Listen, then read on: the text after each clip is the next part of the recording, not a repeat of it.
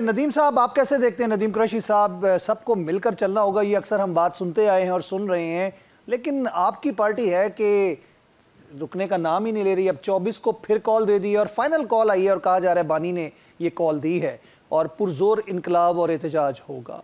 तो जो माजी में इनकलाब आते रहे, जिस तरह अलीमीन गंडापुर इनकलाब लाने के लिए आए और फिर गायब हो गए, 2 दिन बाद नमूदार हुए, तो ये भी वैसे ही होगा क्या? हमारे रही देखिए शाह साहब, सियासी जदोजहद जो होती है उसके नताइज कोई 1-2 रोज में नहीं आ सकते। और जिस वक्त हम ऐसे एग्जिस्टिंग सिस्टम के खिलाफ स्ट्रगल कर रहे हो जिसको 40, 45, 50 साल से बाकायदा डिजाइन करके लोगों पर ठोसा गया हो, तो उस सिस्टम के देखे आज बड़ी तारीफी बात की शेख आफ्ताब साहब ने कि जी हमारा और पीपल्स पार्टी का नेचुरल अलायंस है। अब इस लफ्ज नेचुरल में जो चीजें सारी नमूदार हुई हैं वो 2008 के बाद हुई हैं। इससे पहले तो हम यूनिवर्सिटी कॉलेज के स्टूडेंट्स थे, हमने 80s में लेट 80s में अर्ली 90s में सुना था कि बेनजीर भुट्टो साहब अल्लाह ने गनी की रहमत करे, वो तो सिक्योरिटी रिस्क है, उन पर तो लाताल इल्जाम थे। और आसिफ जरदारी के हवाले से जो लहजा और असेंबली में जो कुछ होता रहा, मतलब गो बाबा गो लगारी गो नवाज गो, कोई बजट सेशन ऐसा नहीं होता था जो सुकून से हो सके। ये तो शेख साहब की बात का जवाब आ गया।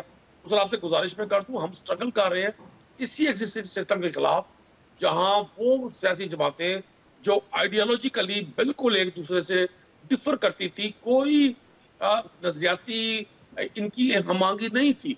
इनकी हमआंगी होने की बुनियादी वजह सिर्फ एक है कि किस तरह से इक़्तिदार में रहना है। और ये जो चंद खानदान है वो मुस्तकिल इक़्तिदार में है और पाकिस्तान की अवाम डे बाई डे मुआशी तौर पे, अखलाकी तौर पे, सियासी तौर पे पस्ती का शिकार है। नदीम कुरैशी साहब, आपको इन केसेस के फैसलों के हवाले से क्या उम्मीद है? आप लोगों ने भी उम्मीदें लगाई हैं, जैसे ट्रम्प के ऊपर आप लोगों ने ट्रम्प कार्ड समझा हुआ था कि आती वो रिहा करवा देगा बानी को, तो आप समझते हैं कि अदालतों से अभी भी आपको उम्मीद है?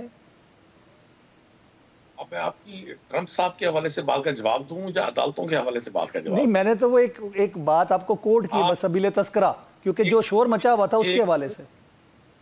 वो जो गुगली बॉलर्स बॉल फेंकते हैं ना, उसमें एक होता है दूसरा। हाँ, आप दूसरे के बजाय तीसरा फेंकते हैं, 3 सवाल करते हैं एक जुबान में चले 12।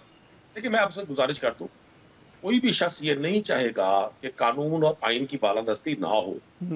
अभी भी बतौर कौम हमारे पास शायद वक्त हो, क्योंकि हम सब की ख्वाहिश है पाकिस्तान तरक्की करे, पाकिस्तान मजबूत हो, पाकिस्तान में मुआशी हर तरह का इस्तेहकाम आए। तो उसमें अदालतों का रोल बड़ा वाज़ेह है और कानून और आइन के मुताबिक अगर फैसले हो जाएंगे तो कोई शख्स अगर एतराज करेगा भी सही, लेकिन वक्त फिर साबित करेगा कि वो फैसले बिल्कुल ठीक है। मैं समझता हूँ बड़ा मुनासिब तरीन वक्त है कि इस सारे जान को, इस सारी बदगुमानी को और सारी कन्फ्यूजन को अगर अदलिया दूर कर दे और मौजूद जज साहबान अपने उस ओथ की पैरवी करते हुए वो जो आइन की बालादस्ती का ओथ लेते हैं और जो इंसाफ की तवक्को लोग उनसे रखते हैं, अगर वो उनकी तवक्कुआत पर पूरा उतरते हैं तो कोई वजह नहीं है कि पाकिस्तान में ये जो इस वक्त कन्फ्यूजन की कैफियत है, हुक्मरानों को ये नहीं मालूम कि उन्होंने कितना अर्सा रहना है। क्योंकि अभी आपने बिलावल जरदारी साहब के हवाले से जो बात फरमाई थी आगाज में, कादिर मंसूर साहब ने एक पूरी चार्जशीट बड़े मुनासिब अंदाज में दी, लेकिन जुबान ज़द-ए-आम यही है कि बिलावल साहब का और नून लीग का शायद ज़्यादा से ये साथ ना चल सके।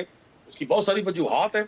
तो मैं समझता हूँ बड़ा मुनासिब वक्त है कि कोर्ट से फैसला करें और हम आज भी उम्मीद लोग हैं